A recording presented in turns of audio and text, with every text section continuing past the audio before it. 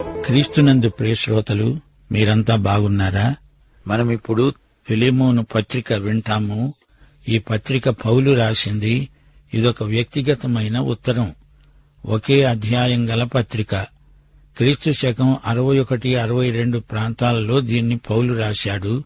బైబిలులో ఇలాంటి ఉత్తరాలు ఉండడం గొప్ప విశేషం.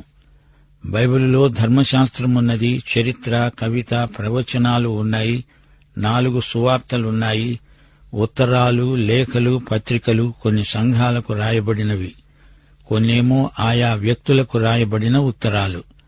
పౌలు ఫిలెమోనుకు ఈ ఉత్తరం రాసినప్పుడు ఇది బైబిలు గ్రంథాలలో ఒకటి అవుతుందని అతడు అనుకోలేదు. ఈ ఉత్తరం కేవలం వ్యక్తిగతం. పౌలుకు వ్యక్తిగతం కావచ్చు గాని దేవుడు అతని ఉత్తరాన్ని బైబిలులో చేర్చి మనం అందులో పాఠాలు నేర్చుకుంటామని ఉద్దేశించాడు. ఇది కూడా ఇతర బైబిల్ గ్రంథాలలాగే దైవ ప్రేరితం. ఇది లేఖనం. మనకు నీతియందు శిక్ష గరపడానికి ఎంతో ప్రయోజనకరం. ఈ పత్రిక రాసిన సందర్భాన్ని గురించిన కథ ఉంది. ఫిలెమోను కొలసీ నగర వాస్తవ్యుడు. ఫ్రుగియ దేశంలోని పట్టణమది. అది నేటి టర్కీ దేశం, అనతోలియా ప్రాంతం. అయితే ఆ ప్రదేశంలో మనకిప్పుడు ఏ పట్టణము ఉన్నట్లు దాఖలా కనిపించదు. పౌలు కాలంలో అదొక గొప్ప నగరం. పౌలు కొలసీ సంఘస్థులకు ఉత్తరాలు రాశాడు. పౌలు ఎన్నడూ కొలసీని సందర్శించిన దాఖలా ఏదీ లేదు.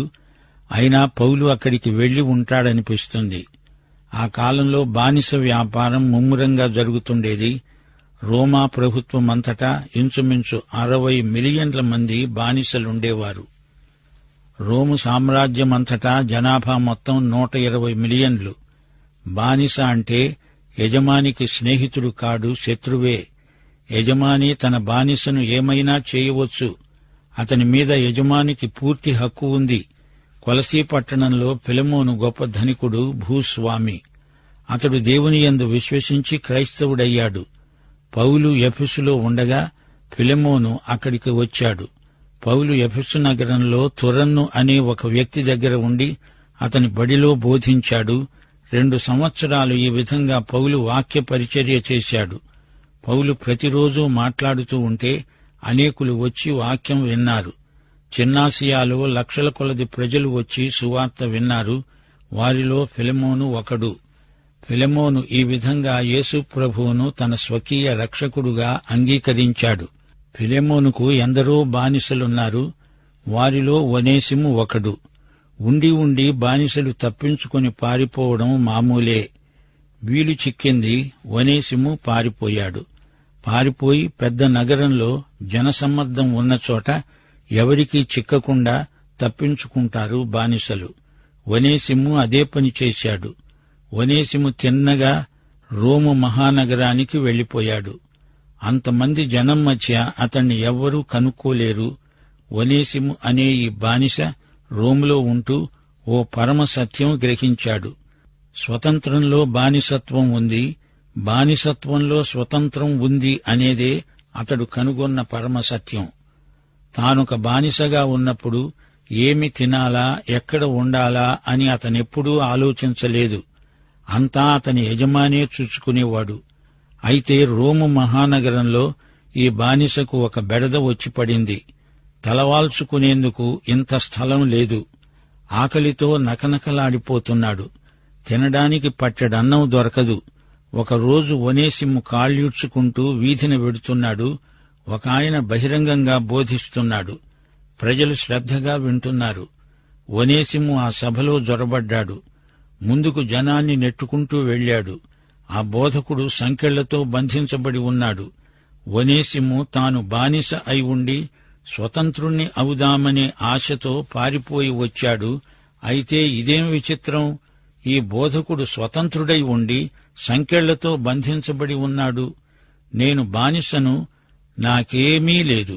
ఈయన స్వతంత్రుడు, ఈయనకు అన్నీ ఉన్నాయి. కాని బానిస అయ్యాడేమిటి?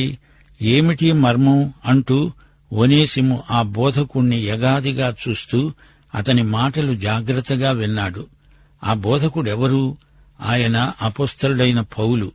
ఒనేసిము తిండికి బానిస, డబ్బుకు బానిస.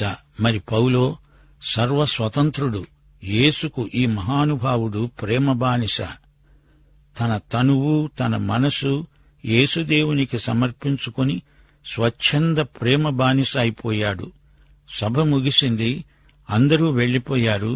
అప్పుడు ఒనేసిము పౌలును వ్యక్తిగతంగా కలుసుకున్నాడు. పౌలు ప్రకటించే యేసును గురించి ఇంకా ఎక్కువ తెలుసుకోగోరాడు. ఒనేసిము ఉద్రేకానికి మేరలేదు.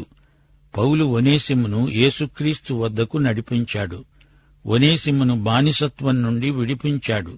ఒనేసిము, విను, యేసు నీ కోసం చనిపోయాడు, సమాధి చేయబడ్డాడు, 3వ రోజున మృత్యుంజయుడై లేచాడు. ఈ యేసునందు విశ్వాసముంచితే నీవీ క్షణంలో విడుదల పొందుతావు అన్నాడు పౌలు. వెంటనే ఒనేసిము యేసునందు విశ్వాసముంచాడు, రక్షించబడ్డాడు. ఇప్పుడు ఒనేసిము క్రీస్తునందు నూతన సృష్టి. శ్రోతలు వింటున్నారా? అప్పుడు ఒనేసిము ఏమి చేశాడనుకుంటున్నారు? తన గత జీవితాన్ని ఒక్కసారి వెనక్కు తిరిగి చూచుకున్నాడు. తాను చేసిన పాపాలకు కుమిలి కుమిలి ఏడ్చాడు. తానెవరికి నష్టం కలిగించాడో వారిని క్షమాపణ అడుగుతాను అంటున్నాడు. నష్టపరిహారం చెల్లిస్తాను అంటున్నాడు. ఒనేసిము పూర్తిగా మారిపోయాడు. అయ్యా, నేనొక బానిసను, పారిపోయి వచ్చాను అన్నాడు ఒనేసిము. నీ ఊరేది? నీ యజమాని ఎవరు? అడిగాడు పౌలు. అయ్యా, నేను చిన్నాసియాలోని కొలసి నుండి వచ్చాను. నా యజమాని ఫిలెమోను. ఫిలెమోనా?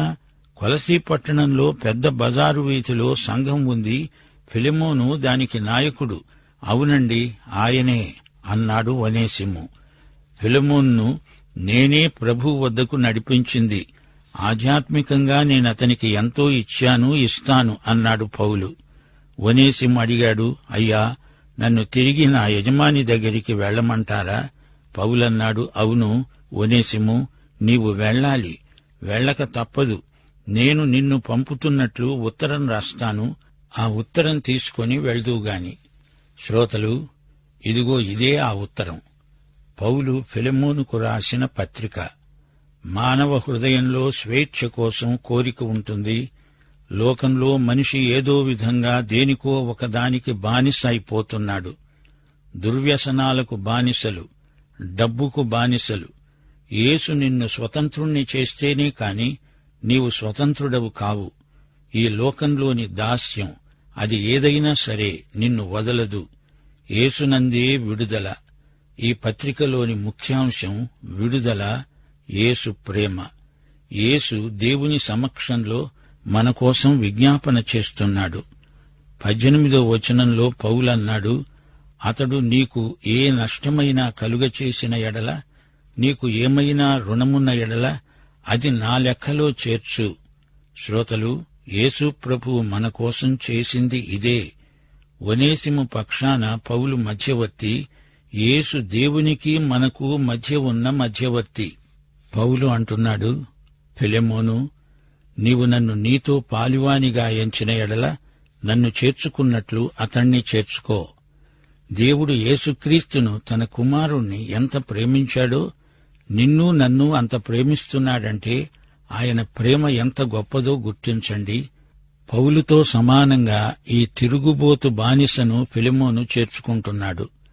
ఈ పత్రికలో సహోదర ప్రేమ ఎలాంటిదో చూపబడింది.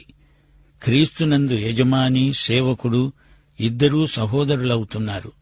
రోమా ప్రభుత్వంలో ఎక్కడైనా యజమాని, బానిస ఒక అంతస్తులో కలిసి ఉండడం కుదరదు. ఇద్దరి మధ్య విద్వేషమే గాని ప్రేమ ఉండదు. కాని క్రీస్తునందు యజమాని, బానిస సహోదరులవుతున్నారు. ఇలాంటి పరస్పర ప్రేమ సంబంధాలుంటే ఏ సంస్థలోనైనా, వ్యవస్థలోనైనా సమస్యలే ఉండవు. ఎఫెసీ, ఫిలిప్పీ, కొలసీ పత్రికల్లాగే ఇది కూడా పౌలు చెరసాలలో ఉండి రాసిన పత్రిక. ఫిలెమోను భార్య అప్పియా. ఫిలెమోను అనేది గ్రీకు పేరు. అప్పియా ఫ్రుగియా ప్రాంతంలోని పేరు. కొలసిలో పెద్ద వ్యాపారం చేసి డబ్బు గడించి అక్కడే ఫ్రుగియా యువతిని పెళ్లాడాడు. ఇప్పుడు ఇద్దరూ క్రీస్తునందు మంచి విశ్వాసులు. ఇప్పుడు వివరాలు వినండి. 1వ వచనం నుండి, క్రీస్తు యేసు ఖైదీ అయిన పౌలు, సహోదరుడైన తిమోతి, మా ప్రియుడు జతపనివాడు అయిన ఫిలెమోనుకు మన సహోదరి అయిన అప్పియకు, తోడి యోధుడైన అర్కిప్పునకు, నీ ఇంట ఉన్న సంఘమునకు శుభమని చెప్పి రాయున్నది. మన తండ్రి అయిన దేవుని నుండి, ప్రభువైన యేసుక్రీస్తు నుండి కృపా సమాధానము మీకు కలుగునుగాక. శ్రోతలు, ఇదొక గృహ సంఘం. సంఘమంటే యేసు సైన్యం. మనమంతా యేసు సైనికులం. అర్కిప్పు యేసు యోధుడు. ఆదిమ సంఘం రోజుల్లో దాదాపు 200 సంవత్సరాలు ఇలాంటి గృహ సంఘాలలో ఆరాధన జరుగుతూ ఉండేది. గుడి కట్టడాలు వారికి అంత అవసరమనిపించలేదు. కుటుంబాలే సంఘాలుగా సేవ చేసిన గొప్ప రోజులవి. 4వ వచనం, నీ ప్రేమను గూర్చి ప్రభువైన యేసు ఎడల, సమస్త పరిశుద్ధుల ఎడల నీకు కలిగియున్న విశ్వాసమును గూర్చి నేను విని, నా ప్రార్థనల యందు నీ నిమిత్తము విజ్ఞాపనము చేస్తూ, ఎల్లప్పుడూ నా దేవునికి కృతజ్ఞతాస్తుతులు సమర్పిస్తూ, క్రీస్తును బట్టి మీ యందు ఉన్న ప్రతి శ్రేష్టమైన వరము విషయమై నీవు అనుభవపూర్వకముగా ఎరుగుట వలన ఇతరులు నీ విశ్వాసమందు పాలివారగుట అనేది కార్యకారి కావాలని వేడుకుంటున్నాను. సహోదరుడా, పరిశుద్ధుల హృదయములు నీ మూలముగా విశ్రాంతి పొందినందున నీ ప్రేమను బట్టి నాకు విశేషమైన ఆనందము, ఆదరణ కలిగాయి. పౌలు యేసుక్రీస్తు యొక్క ఖైదీ. నీరో చక్రవర్తికి కాదు, యేసుక్రీస్తుకు తాను ఖైదీ. యేసుక్రీస్తే తనను నిర్బంధంలో ఉంచాడు. లేకపోతే తనను బంధించటం ఎవరి తరమూ కాదు. యేసు నిర్బంధిస్తే చెరసాలలో ఉంటాడు. యేసు విడుదల చేస్తే బయటికి వస్తాడు. యేసు తినమంటే తింటాడు, ఉపవాసముండు అంటే ఉంటాడు, బతుకు అంటే బ్రతుకుతాడు, చావు అంటే చస్తాడు. యేసు చెప్పుచేతల్లో తను ఉన్నాడు. తాను పూర్తిగా యేసు చేతిలో, ఆయనకే చెంది ఉన్నాడు. సోదరుడైన తిమోతిని తన ఉత్తరంలో పౌలు పేర్కొన్నాడు. ఫిలెమోను పౌలుకు ఎంతో ప్రియుడు, జతపనివాడు. పౌలు ఫిలెమోను కోసం ఎంతో ప్రార్థించాడు. ఫిలెమోను ప్రేమ నాణ్యత గలది. ఫిలెమోను విశ్వాసం ప్రభువునందు, అలాగే పరిశుద్ధులందరి ఎడల కూడా అతనికి విశ్వాసముంది. అనగా పరిశుద్ధులను, వారి ఉపదేశాన్ని మనస్ఫూర్తిగా నమ్ముతాడు. ఫిలెమోను తన విశ్వాసాన్ని ఇతరులతో పంచుకుంటాడు. ఫిలిప్పీ పత్రిక 2వ అధ్యాయం 13వ వచనం, మీరు ఇచ్చయించడానికి, కార్యసిద్ధి కలుగ చేసుకోవడానికి, తన దయా సంకల్పము నెరవేరటానికి మీలో కార్యసిద్ధి కలుగ చేసేవాడు దేవుడే. ఇదే ఫిలెమోను వ్యక్తిగత సాక్ష్యం. ఫిలెమోను పరిచర్య వల్ల పరిశుద్ధుల హృదయాలకు ఎంతో ఆదరణ. ఫిలెమోను ప్రేమను బట్టి పౌలుకెంతో ఆనందము, ఆదరణ. అతడు ఎందరో దైవ సేవకులకు ఆతిథ్యమిచ్చాడు, వారిని ఆదరించాడు. 8వ వచనం, యుక్తమైన దానిని గూర్చి నీకు ఆజ్ఞాపించడానికి క్రీస్తునందు నాకు బహుధైర్యము కలిగి ఉన్న వృద్ధుడను, ఇప్పుడు క్రీస్తు యేసు ఖైదీనై ఉన్న పౌలు అనే నేను ప్రేమను బట్టి వేడుకోవడం మరీ మంచిది అనుకొని, నా బంధకాలలో నేను కన్న నా కుమారుడైన ఒనేసిము కోసరము నిన్ను వేడుకుంటున్నాను. పౌలు ఈ కోరికను ప్రేమను బట్టి వ్యక్తం చేస్తున్నాడు. పౌలుకు ఫిలెమోనుకు మధ్య ఉన్న ప్రేమ అలాంటిది. క్రీస్తునందలి పరస్పర ప్రేమ విశ్వాసులకు ఎంతో అమూల్యమైనది, ఎంతో ప్రగాఢమైనది. నేను వృద్ధుడను అంటున్నాడు పౌలు. యేసుక్రీస్తు యొక్క రాయబారిగా ఎన్నో శ్రమలనుభవించినవాడు. తాను 60 ఏండ్లకే సేవలో పండిపోయాడు. తానిప్పుడు క్రీస్తు ఖైదీ, నిర్బంధంలో ఉన్నాడు. ఒనేసిము తాను ఆత్మయందు కన్న కుమారుడు. పౌలుకు పెళ్లి కాకపోయినా ఆత్మయందు ఎందరో కుమారులను కన్నాడు. తిమోతి తన కుమారుడు, తీతు తన కుమారుడే. ఇప్పుడు ఒనేసిము తన కుమారుడు. వీరు తనకు ఆధ్యాత్మిక కుమారులు. ఒనేసిము మునుపు నీకు నిష్ప్రయోజనమైన వాడేగాని ఇప్పుడు నీకు నాకు ప్రయోజనకరమైన వాడయ్యాడు. నా ప్రాణము వంటి వాడైన అతణ్ణి నీ వద్దకు తిరిగి పంపాను. నేను సువార్త కొరకు బంధకములలో ఉండగా నీకు ప్రతిగా అతడు నాకు పరిచారము చేసే నిమిత్తము నా వద్ద అతణ్ణి ఉంచుకోవాలని ఉన్నాను గాని నీ ఉపకారము బలవంతము చేతనైనట్లు కాక స్వేచ్ఛాపూర్వకమైనదిగా ఉండాలని, నీ సమ్మతి లేకుండా ఏదీ చేయడం నాకిష్టం లేదు. శ్రోతలు గమనించండి, ఒనేసిము అంటే ప్రయోజకుడు అని అర్థం. మునుపు ఒనేసిము పేరుకు మాత్రమే ప్రయోజకుడు. ఇప్పుడు అతని పేరే కాదు, తీరు కూడా నీకెంతో ప్రయోజనకరమవుతుంది అని రాస్తున్నాడు పౌలు. ఇక మీదట అతన్ని బానిసగా చూడవద్దు, అతడు క్రీస్తునందు నీ సహోదరుడు. 15వ వచనం, అతడిక మీదట దాసుడుగా ఉండక దాసుని కంటే ఎక్కువ వాడుగా, ప్రియ సహోదరుడుగా, విశేషముగా నాకు శరీర విషయము, ప్రభువు విషయము, మరి విశేషముగా నీకు ప్రియ సహోదరుడుగా నీ వద్ద ఎల్లప్పుడూ ఉండడానికే కాబోలు అతడు కొద్ది కాలము నిన్ను ఎడబాసి ఉన్నాడు. కాబట్టి నీవు నన్ను నీతో పాలివానిగా ఎంచిన ఎడల నన్ను చేర్చుకున్నట్లే అతణ్ణి చేర్చుకో. అతడు నీకు ఏ నష్టమైనా కలుగచేసిన ఎడల, నీకు ఏమైనా రుణమున్న ఎడల అది నా లెక్కలో చేర్చు. పౌలు అనే నేను నా స్వహస్తముతో ఈ మాట రాస్తున్నాను, అది నేనే తీరుస్తాను. అయినా నీ ఆత్మ విషయములో నీవే నాకు రుణపడి ఉన్నావని నేను చెప్పనేలా? శ్రోతలు గమనించండి, పౌలుకు తోడు ఒక మనిషి అవసరం. అయినా స్వార్థంతో ఒనేసిమును తనతో ఉంచుకోలేదు. సేవ కోసమై కొలసికి పంపుతున్నాడు. ఇప్పుడొక బానిస బోధకుడవుతున్నాడు. అతని యజమాని ఒక విశ్వాసిగా అతన్ని చేర్చుకుంటున్నాడు. క్రీస్తునందలి అద్భుతాలలో ఇది ఒకటి. ఒనేసిము నీ బానిస గదా, నీ అనుమతి లేకుండా అతన్ని నా దగ్గర ఎలా అట్టిపెట్టుకోను అంటున్నాడు పౌలు. ఇప్పుడు ఒనేసిము ఒక విశ్వాసి నిజమే, కాని అతడు రోమా ప్రభుత్వ చట్టం ప్రకారం బానిసే గదా. అయితే క్రీస్తునందు ఒనేసిము ఫిలెమోనుకు సోదరుడు, ప్రియ సోదరుడు, పరిశుద్ధ సోదరుడు. శ్రోతలు వినండి, యేసుక్రీస్తును స్వకీయ రక్షకునిగా అంగీకరించిన పాపి పక్షంగా యేసుక్రీస్తు దేవునికి విజ్ఞాపన చేస్తున్నాడు. దేవుడు తన కుమారుడైన యేసును చూచుకున్నట్లే రక్షించబడిన పాపిని చేర్చుకుంటున్నాడు. పరలోకంలో క్రీస్తుకు ఉన్న హక్కులన్నీ రక్షించబడిన పాపికి ఉన్నాయి. ఎఫెసీ పత్రిక 1:6 యేసుక్రీస్తు ద్వారా మనలను కుమారులనుగా స్వీకరించడానికి మనలను ముందుగా తన కోసము నిర్ణయించుకొని జగత్తు పునాది వేయబడకమునిపే ప్రేమచేత ఆయన క్రీస్తులో మనలను ఏర్పరచుకున్నాడు. యేసు ప్రభువు యోహాను సువార్త 17 ప్రార్థన చేస్తూ అన్నాడు, తండ్రి, నీవు నన్ను ప్రేమించినట్లే వారిని కూడా ప్రేమించావు. దేవునికి స్తోత్రం. యేసు ప్రభువు శిలువ మీద చేసిందేమిటి? మన పాప రుణమంతా ఆయనే చెల్లించాడు. అందుచేత యేసును చేర్చుకున్నట్లే మనల్ని కూడా పరలోకం చేర్చుకుంటుంది. మనం క్రీస్తునందు అంగీకరించబడిన వారము. 21 నేను చెప్పిన దానికంటే నీవు ఎక్కువగా చేస్తావని ఎరిగి నా మాట వింటావని నమ్మి నీకు రాస్తున్నాను.